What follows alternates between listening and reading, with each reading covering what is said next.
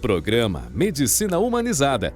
Oferecimento: Instituto Caçador e Farmácia Alquimia, referência em manipulados.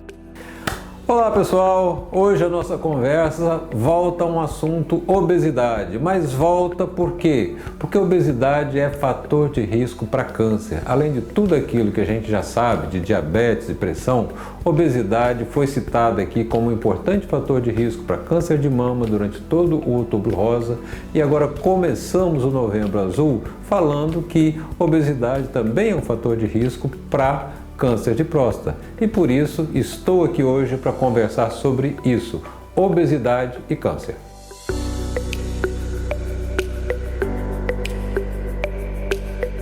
A gente esteve falando aqui por um mês inteiro sobre câncer de mama, começamos falando agora sobre câncer de próstata e uma coisa me chamou a atenção. Lá atrás mesmo, na entrevista da doutora falando dos fatores de risco sobre o câncer de mama, uma coisa me chamou a atenção. E novamente, quando a gente veio falar de câncer de próstata, de novo esse mesmo assunto recorrente, esse mesmo assunto chato voltou a incomodar, a me chamar a atenção e eu pensei, a gente precisa falar nisso de novo, a gente precisa falar mais.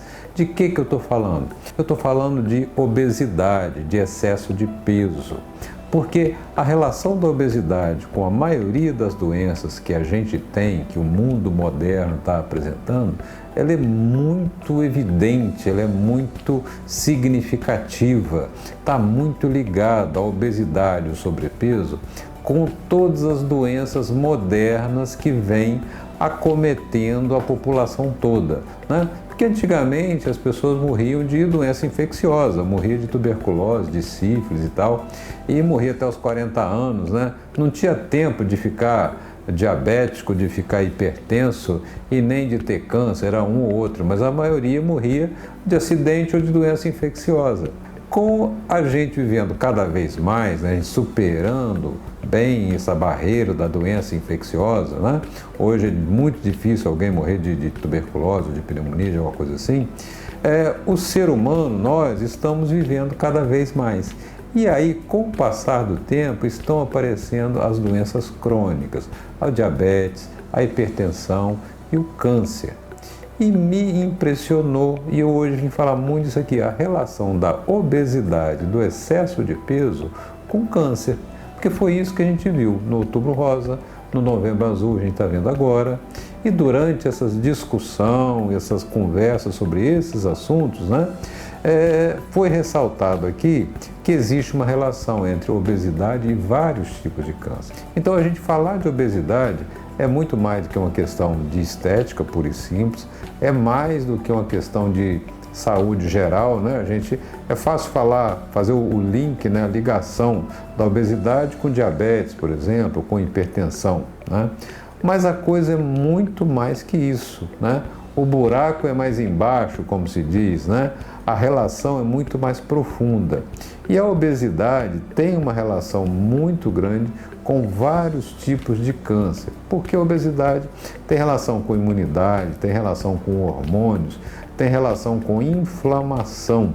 E tudo isso leva o indivíduo a ter uma predisposição, uma possibilidade maior de desenvolver uma lesão cancerígena, de desenvolver células que perdem o controle e começam a formar um tumor.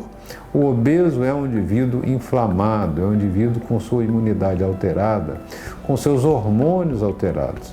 E isso favorece um monte de coisa, favorece diabetes, favorece hipertensão e também favorece o câncer, como a gente viu aqui nos programas anteriores do mês de outubro e esse início de novembro. E é por isso que estamos aqui hoje para falar de obesidade. Esse é um assunto que não pode sair de pauta.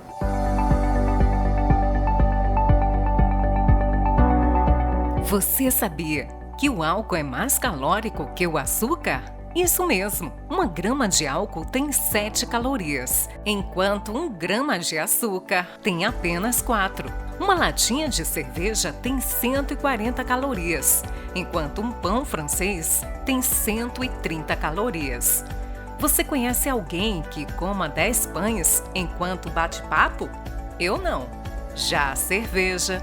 Por ser líquida, a cerveja é pouco percebida como um alimento e não sacia a fome. No entanto, 10 latinhas terão 1.400 calorias. Muito mais que qualquer almoço ou jantar. Fica fácil explicar a famosa barriguinha de chope, que de barriguinha mesmo só tem um nome, não é?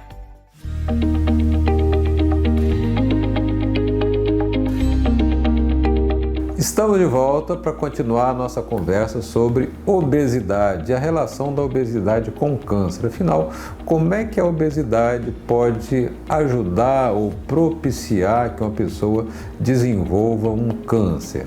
Às vezes a pessoa pensa que é simplesmente um depósito de gordura, né? Quer dizer, engordou, cresceu a quantidade de gordura e tal, aquela gordura está ali paradinha, acumulada, pura e simples. Só que não é tão puro e simples assim, né? O tecido gorduroso, ele produz hormônios, ele é um tecido vivo, né? Então ele interage com o nosso corpo, ele produz hormônios, ele produz substâncias próprias inflamatórias, as citocinas, né? Produz citocinas, tem uns nomezinhos feios, né, que eu tenho que falar aqui, adiponectinas e outros nomes mais, né? Então, o tecido adiposo, ele produz essas substâncias, tá? Para regular o metabolismo, para regular a nossa fome, para regular a nossa necessidade por comida, para regular outros hormônios. O nosso corpo, ele produz hormônios o tempo todo. O equilíbrio desses hormônios é que faz ele funcionar bem. Um excesso de gordura, um excesso de tecido adiposo vai produzir muitas citocinas. Citocinas, a grande maioria delas são inflamatórias. Elas ficaram famosas agora, né? Porque todo mundo ouviu falar da tempestade das citocinas, que acontece nessa doença famosa que já está quase acabando, né? Então, a tempestade das citocinas, o que é isso? Uma produção exagerada de citocinas, são substâncias inflamatórias e o indivíduo inflama todo. Bem, tá aí então a novidade, é que o tecido adiposo, ele é altamente inflamatório, ele é um grande produtor de citocinas, principalmente aquela gordura visceral, aquela gordura que está na barriga, né? Aquela coisa que vocês já ouviram falar aí, o indivíduo obeso, que é mais obeso na barriga, tem mais problemas de saúde do que aquele obeso que é obeso por inteiro, ou mais nas pernas e nos braços e no tronco, né? A obesidade visceral, a gordura que está em volta do intestino, dos órgãos do abdômen, é uma gordura que produz muita citocina. O indivíduo obeso é um indivíduo inflamado, tá? A inflamação própria que a gente tem nesse indivíduo está muito exagerada, está muito aumentada. Inflamação é uma coisa, até certo ponto, ela tem seu lado bom. A inflamação existe para sarar, para cicatrizar. Você leva uma pancada, toma um corte, aquele tecido em volta ali, a pele, o músculo, a própria gordura, ele se inflama. O que é inflamar? Fica vermelho, fica inchado, fica dolorido, né? Isso é uma reação de inflamação. Isso acontece para sarar, para cicatrizar aquele tecido ali. Está vermelho porque tem mais sangue, né? Está inchado porque tem mais sangue, tem células trabalhando ali para cicatrizar aquele lugar que foi lesionado, que foi machucado ali, tá? E isso é coordenado principalmente por essas citocinas, que são liberadas no tecido gorduroso quando você machuca, quando ele é lesionado de alguma maneira, tá? Ou quando o vaso sanguíneo é rompido, né? Então isso libera as tais citocinas que inflamam o corpo. Bom, o indivíduo obeso tem muito mais citocina do que o não obeso.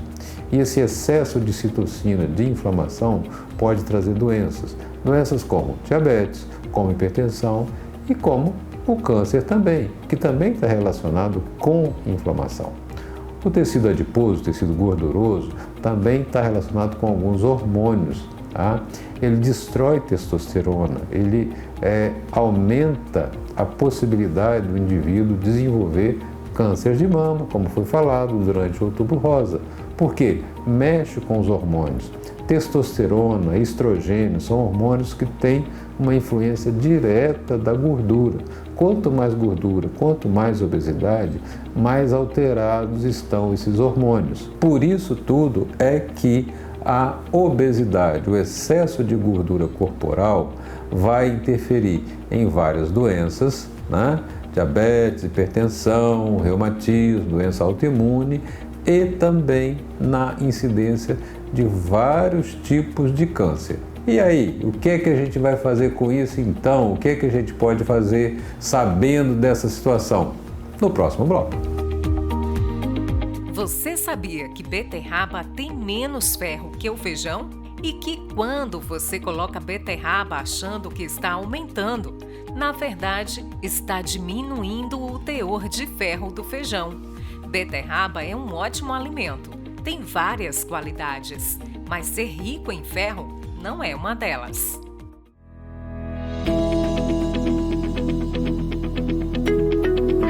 Estamos de volta, mas antes de continuar o nosso papo da obesidade, vou chamar a nossa parceira da alquimia, Ragna Vasconcelos.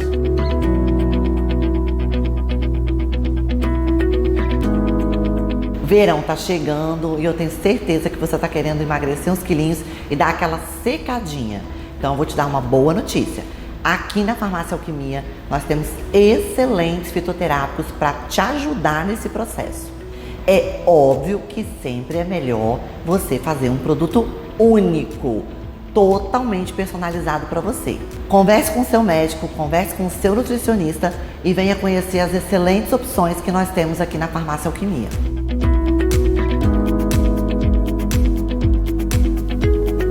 Muito obrigado, Ragna, e vamos dar prosseguimento à nossa conversa. Estávamos falando da obesidade, da sua ligação com o câncer, com várias doenças, em especial com o câncer, né? Falei da inflamação, que é um mecanismo importante, alteração hormonal, que é outro mecanismo importante, que leva a obesidade, o tecido gorduroso, a acabar desenvolvendo várias doenças, inclusive o câncer. Mas e aí, o que a gente pode fazer para combater isso? O que a gente pode fazer para minimizar, para melhorar, para diminuir esse risco? Eu acho que o que a gente não deve fazer nessa altura do campeonato é introduzir mais uma substância química no nosso corpo para prevenir isso e aquilo. O problema é a obesidade, é a alimentação que a gente faz que não está correta, é o excesso de calorias, o excesso de carboidratos, é a falta de atividade física. Aliás, o sedentarismo também é relacionado com o câncer também. Aí fica uma certa dúvida, será que o sedentarismo está relacionado porque ele favorece a obesidade ou não? Vou dizer que não, porque indivíduos magros, sedentários, também têm um índice maior de câncer, tá? Então o sedentarismo sozinho é um fator de risco e associado com obesidade maior ainda. Então, corrigindo o sedentarismo, você já está corrigindo o sedentarismo e ajudando a corrigir a obesidade e ajudando a prevenir um monte de coisa. Atividade física, esporte, é a pílula de $1 milhão, eu já falei. Atividade física, esporte é bom para tudo. Alimentação correta, reduzir calorias. A gente vive num mundo bastante confortável. A gente não precisa fazer muito esforço para ter comida, para ter as coisas. A gente não precisa correr de onça mais que nem o homem das cavernas. Então a gente gasta pouca caloria. Então a gente precisa aumentar nosso gasto calórico, praticando esporte, atividade física, mas a gente precisa também ter consciência de ingerir menos calorias, ou seja, comer coisa menos calórica, principalmente derivado de carboidrato, porque o carboidrato ele tem a caloria e não dá saciedade, diferente da proteína. Quer dizer, você come proteína, tem caloria, você come gordura, tem caloria, mas você fica satisfeito. O carboidrato você come, tem caloria, vai te engordar e você não fica satisfeito, você não fica saciado, você quer mais e por isso acaba ingerindo em excesso. Então, reduzir calorias, reduzir carboidrato, praticar atividade física. Esse é o caminho, essa é a solução de um montão de coisa.